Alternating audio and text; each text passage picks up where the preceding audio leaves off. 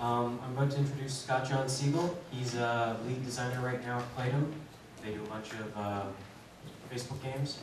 Prior to that, he's worked at Zynga, and he was the lead designer on Word Scramble for the iPhone.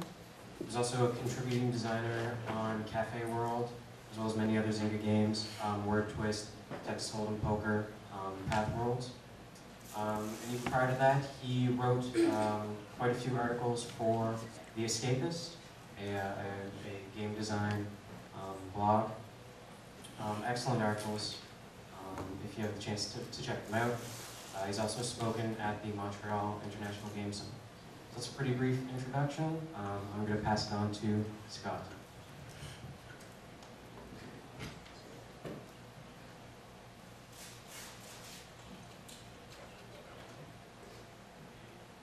Hope that you can hear me.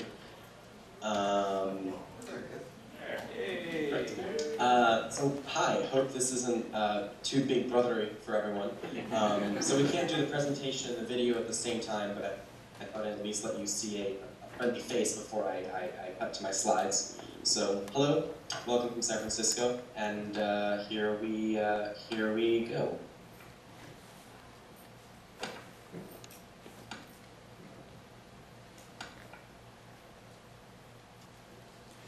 Take a second, the screen sharing here.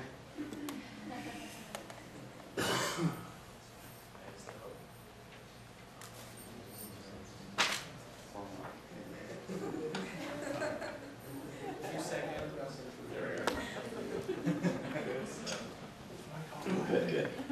Everyone can still hear me okay? Yep. Great. Okay, so again, sorry I couldn't be at the festival in person. The social gaming industry moves pretty fast, and this was one of those weeks where I couldn't really afford to be away for a single day. But luckily for all of us, technology these days is pretty awesome. The one problem is that you actually just won't be able to see me and my presentation at the same time. It's a minor inconvenience, but I have concerns about dehumanizing the presentation. So I'm going to do what I can to make sure that you guys know and are reminded there's still a sort of human face behind this whole ordeal. And I'm not above self-humiliation for the sake of that humanism, so just going to call that out now. So a few things we're just going to start with. The first, just a brief disclaimer. I want to remind all of you that anything stupid that I may or may not say up here is strictly my fault and nobody else's. But I'm going to try my hardest and keep that to a minimum. The second is a little haiku I've actually presented for this talk, which I think is as good a way as any to sort of present what I feel is the thesis for what I'm going to be presenting today. I'll read it as follows. I will stop playing, but wonder what still goes on. Refrigerator. Now, if this doesn't make any sense yet, then the good news is we all have a lot to look forward to as hopefully the presentation moves forward. So I'll start with a little bit more of a self-serving topic of discussion. So as Martin said, I'm your presenter, Scott Jon Siegel, and I'm a lead game designer at Playdom here in Northern California. And I work on these quote-unquote social games that you've heard so much about, which we'll be discussing more in a moment. I would like, ideally, to discuss with you what I'm actually working on currently, but I can't. The way that the social gaming industry works is that it's very fast-paced. There's a lot of forward momentum. So often what will end up happening is there'll be a project that I'm working on. It's completely unannounced. And then one of two things will happen. Either it'll reach a release date, at which point I can talk about it all I want, everything's honky-dory, or it'll end up getting canceled, in which case I can never speak of it, it's almost as though it didn't exist. In either case, what will end up happening is I'll go almost immediately on to the next project that I can't officially speak about. And this sort of just continues on in a loop over and over and over again. It sounds borderline hellish, but the fact of the matter is this is actually part of a job that I just happen to adore. I can't say exactly why, but this is sort of just part of that whole industry that I've just become very very enamored with. So I guess to start, I should probably explain sort of where I'm coming from. We could talk about this from a geographical perspective. You know, I've done a lot of traveling. I've been on the East Coast of America, the West Coast. I've been, you know, living in Ireland. I've lived in France. But it's not really relevant to our discussion today. Instead, I feel like given the audience, given the topic, it's better to sort of approach where I'm coming from a ludographical perspective.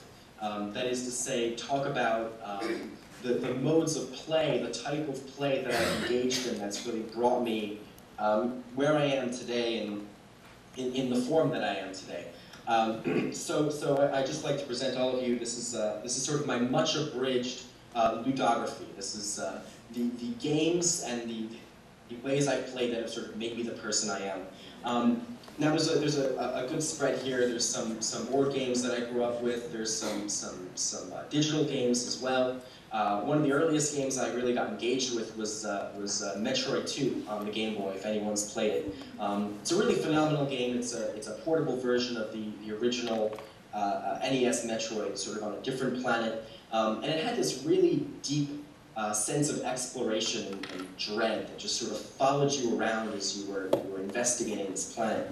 And you know, at a young age, this was very profound to me. That one, a portable game could be as frightening as this was, and two, that it could have this sense of exploration, this excitement as I'm delving deeper and deeper into this alien world, with this definite sense that there's something or someone that has wandered these halls before me.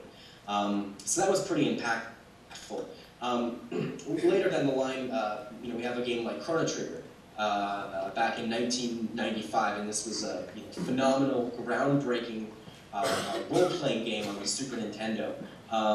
And you know, once again, we had a game that carried for me a lot of emotional impact, but did it through a much more concrete story.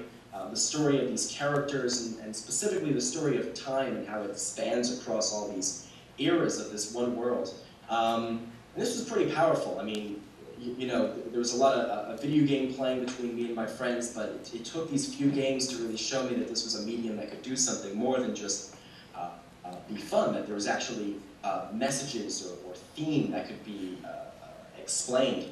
And then we have a game that sort of impacted me in a slightly different way, the incredibly popular Monsters or Pokemon series. And the interesting thing here is that Pokemon's a game where the important thematic elements you take out of it are actually completely outside the actual game structure. In Pokemon, it's all about the collection compulsion. It's all about the need to acquire as many of these things as possible. And it's this sort of extra ludological social sense as well. Pokemon was one of the first games where it was actually incredibly necessary to interact with your friends, to negotiate trades completely outside of the game world. In a lot of ways, this was a very groundbreaking game.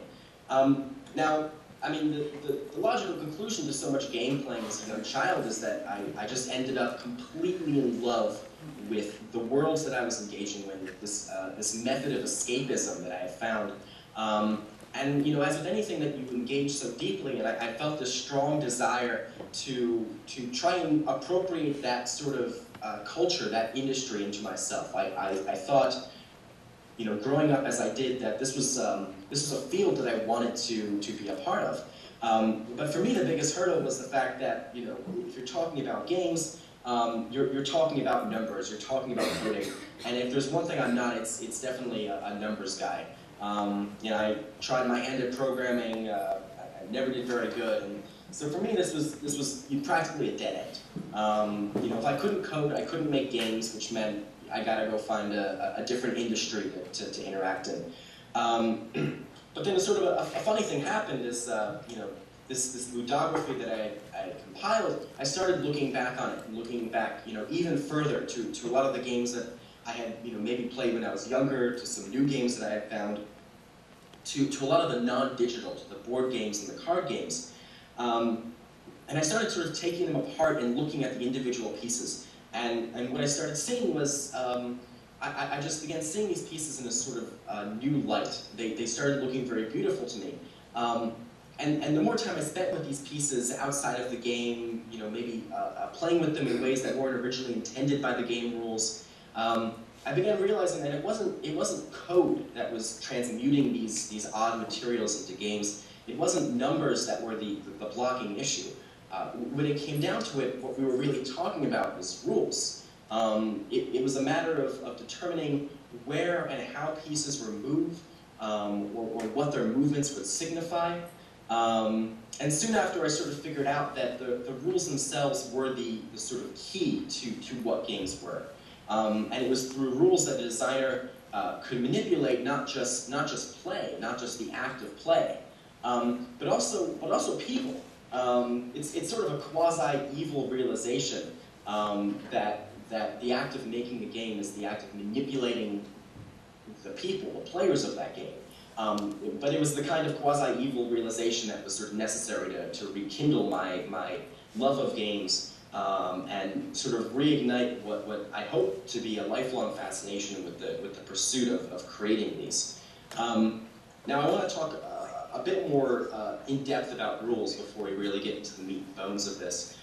This is sort of my handcrafted definition of what game design is. And to put it verbosely, it's that it's an imposition of rules onto what I refer to as the chaos of play, with the effect of eliciting sort of a desired player behavior, something that you want the player to do, that you set up rules in order to cause the player to do it.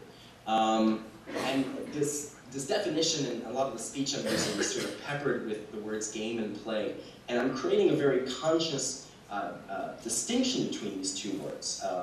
In sort of Anglo-Saxon English, we tend to think of these two words as being as having this distinction, whereas in other languages they might not. But here I actually do want to drive this distinction. The main thing here is that play is defined as something that has no structure. It's sort of boundless interaction, but certainly not meaningless, right? I mean, play is an incredibly important stage of development for